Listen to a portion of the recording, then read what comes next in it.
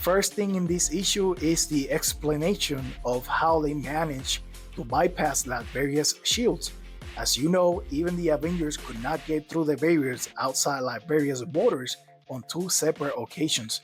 So, Steve Rogers was a bit skeptical on whether or not the life-size model decoy of Valentina Allegra de Fontaine could break through those same barriers. But as some of you may know, in the last Thunderbolt series, the first person Bucky got in touch with when he assembled the Thunderbolts was Valentina. It wasn't until their first mission together that he found out it wasn't exactly the real Valentina, but a life model decoy. These decoys became a thing during the height of S.H.I.E.L.D. People like Maria Hill and Nick Fury more specifically were using these robots all the time. It wasn't until the real Valentina showed up in the Thunderbolts Doomstrike #1 that we found out that the life model decoy of Valentina was actually autonomous. I mean, that's just me drawing that conclusion because it's never stated in plain text, but they were actively working for opposing sides during this story. So Valentina's decoy was acting of her own free will, if that makes sense.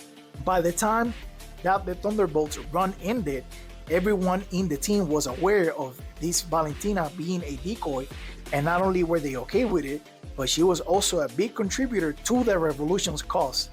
So much so that in the beginning of Thunderbolts Doomstrike, when Dr. Doom destroyed Thunderbolts Mountain, this Valentina got caught in the explosion. The only thing Bucky could salvage was the head of the robot, which he ended up using again when he hacked into the space station where Doom kept all of the Earth's nuclear weapons that were confiscated from every country when he took over as ruler of the United Latveria. So yeah, the life model decoy of Valentina have been more than capable up to this point.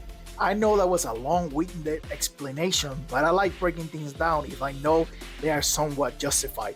And Valentina's decoy story arc might get lost in the sauce with everything else that's going on.